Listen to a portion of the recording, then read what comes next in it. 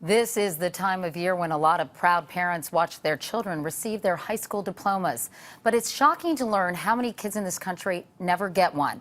A loss not only for them, but for society and the economy as well. Now, thanks to new programs on both sides of the country, there's real hope for the future. Bill Whitaker continues our series, Where America Stands. Good morning, kids. Good morning. A typical day in the schools of Philadelphia. And Saray White is an all-too-typical student. So what do you think it's about? She stopped going to school last year. The teachers didn't care, the students didn't care. And was on her way to becoming one more dropout. It seemed like nobody cared, so why should I? In Philadelphia, the country's sixth largest city, about 1 of every 3 students fails to graduate, about the national average. The country's report card on dropouts, a dismal D.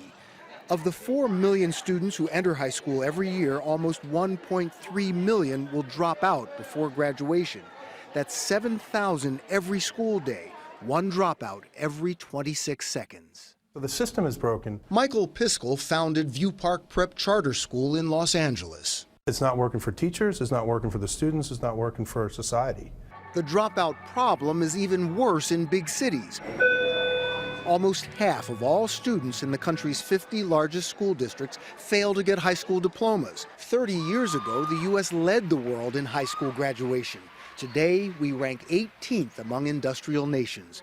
The reasons why, as varied as the dropouts themselves. I have 2 kids. I wasn't learning anything. The stairwell smelled like marijuana. I felt really unsafe. I had F's in all my classes. Family problems, pregnancy, boredom, safety. Why should what happens here matter to every American? Well, besides the intrinsic value of education itself, when one American lacks an education, it hurts us all in the wallet. Dropouts cost taxpayers more than $8 billion annually in public assistance programs like food stamps. High school dropouts earn about $10,000 less a year than workers with diplomas. That's $300 billion in lost lifetime earnings for each class of dropouts. They're more likely to be unemployed. 15% are out of work versus a national average of 10%. They also are more likely to be incarcerated. Almost 60% of federal inmates are high school dropouts. When you have high schools in Los Angeles that send more kids to prison than they graduate kids from college, it's time for a radical change. Michael Piskel has found a solution. The former English teacher at the most rigorous private school in Los Angeles opened View Park Prep 15 years ago, bringing the private school's curriculum to one of South LA's toughest neighborhoods. What's best for the rich kids is best for all kids. At the local public schools, more than 50% of students drop out. X equals 10. Not at View Park.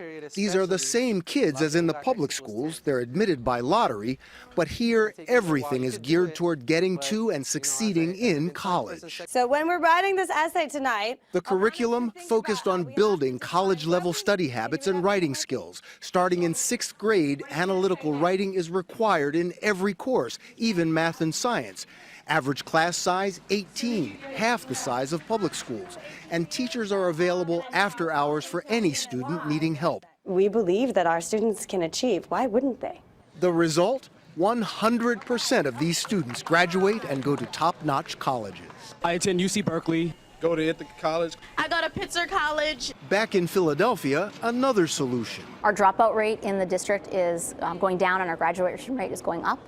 Courtney Collins Shapiro is overseeing a dramatic turnaround with the district's comprehensive dropout prevention program. With an early warning system starting in 6th grade to identify at-risk students, like repeat truants or those failing English or math. For those who've already dropped out, there's a re-engagement center to help them drop back in. What we do here is go to day forward.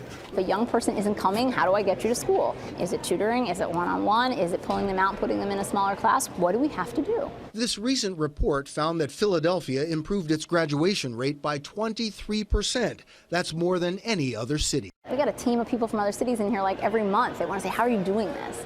I'm giving you guys the poem Black Woman. For Saray White, small classes and an accelerated program proved the perfect fit. And I think that's what most kids are here for, because they needed somebody to, grab their hand and pull them up.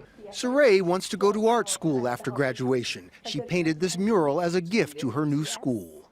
So, is this what you're feeling these days? Hope. I have that. I have hope. I'm not feeling it, I have it. Hope. For the first time in decades, that word can be applied to America's dropout problem. Bill Whitaker, CBS News, Philadelphia.